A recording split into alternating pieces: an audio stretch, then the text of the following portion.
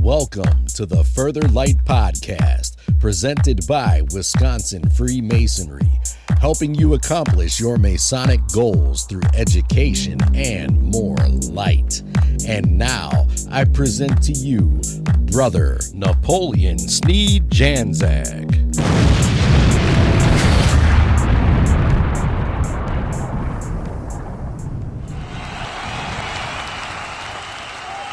Punctuation, whether it's the em dash or semicolon, ellipse or ellipsis. Okay, that was just a play on geometry. But today's topic is about the comma, or more appropriately, the missing comma.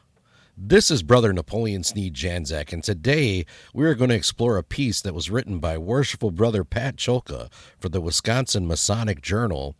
And it always comes with some lighthearted discussions. So let's begin. Revisiting the legend of the missing comma. Admittedly, there is not much discussions on this topic these days. It has become more of a joke between several of us than a topic of debate. There was a time not too long ago that there was as much debate around the legend of the missing comma as there was about which way the compasses should point on your Masonic ring. When it comes to understanding the ritual, every word, phrase, and sentence needs to be carefully considered within the context of the ritual and Freemasonry itself. This is the case when we consider the legend of the missing comma, a slight change in grammar that may seem subtle but changes the whole context of the ritual. The Entered Apprentice degree, the first step in a Mason's journey, lays the foundation for his understanding of the fraternity's core principles. It is during this degree that the candidate is asked the fundamental question: what came you here to do?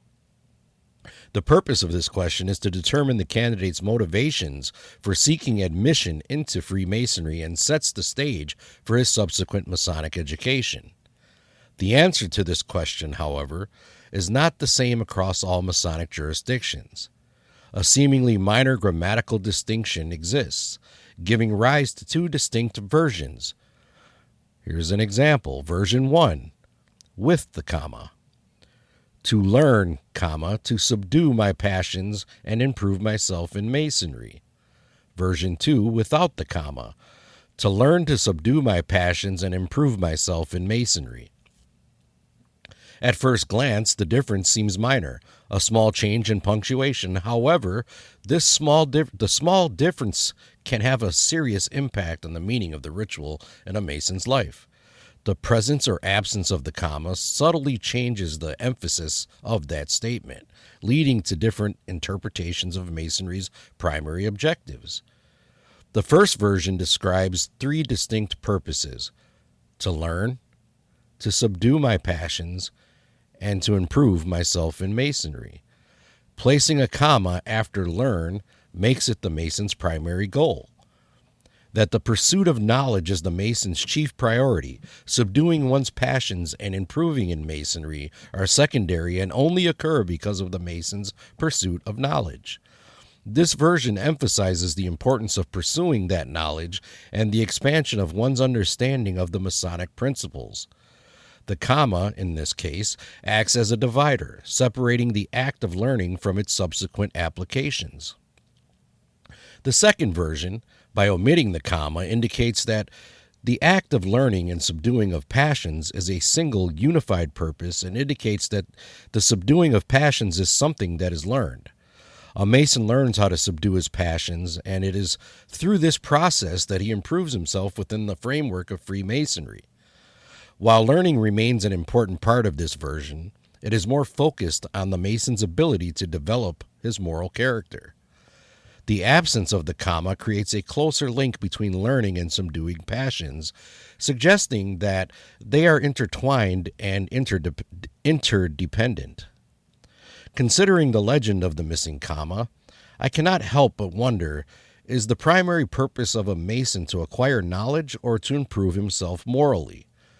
This question has led to lively debates and diverse perspectives among Masons. Some have even argued that including the comma aligns with Freemasonry's historical emphasis on the pursuit of wisdom. From this perspective, Freemasonry is a philosophical system, a continuation of the ancient traditions that sought to understand the secrets of the universe. The lodge becomes a classroom, a place where Masons come to study symbolism, discuss philosophy, and expand their understanding of the world and their place within it. That the pursuit of knowledge is the Masonic or the Mason's purpose. Others contend that omitting this comma underscores the speculative aspect of Freemasonry, focusing the Mason's efforts on developing his character. They see Freemasonry as a practical guide for living a moral and ethical life, a system of self-improvement that aims to enable the individual Mason to become a better man. From this perspective, the lodge becomes a workshop, a place where Masons work on themselves, striving to subdue their passions, overcome their flaws, and develop their moral character.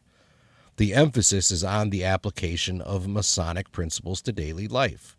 However, to frame this as an either-or proposition may be an oversimplification. In reality, both interpretations hold validity. And while the ritual of the Grand Lodge of Wisconsin does not, and according to my research never has, included the comma, the correct version may ultimately depend on individual perspectives and understanding of Freemasonry itself. The pursuit of knowledge and the cultivation of virtue are not mutually exclusive, but rather complementary and interconnected aspects of Freemasonry. Learning provides the foundation for moral development, while moral development enhances one's ability to obtain and apply knowledge. Freemasonry encompasses both the intellectual and the moral, challenging its members to become both enlightened and virtuous.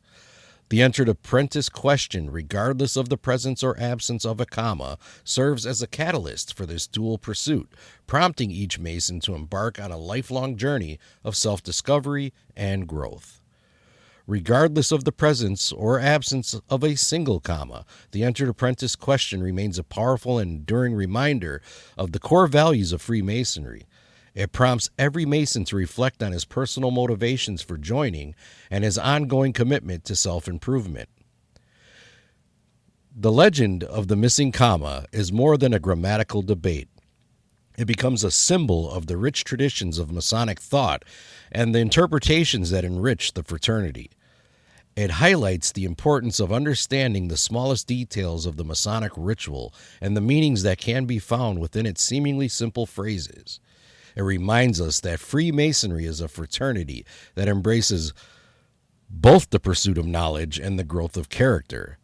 It challenges its members to find his own path within the framework of the ritual. So, listeners, that was Brother Pat Choka's explanation of the legendary missing comma. And it is quite an important subject when it comes to some of the grammatical errors or non-errors that you may see in your ritual monitors or ritual ciphers.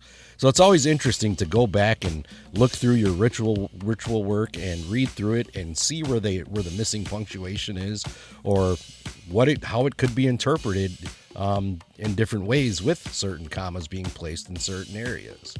I hope you enjoyed this piece, and I'd like to thank you for listening to me, Brother Napoleon Sneed Janczak, and the entire Further Light team on your quest for more light through Masonry. Are you interested in learning more about Freemasonry in Wisconsin?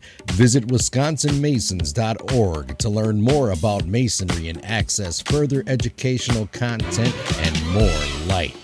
Once again, that address is wimasons.org.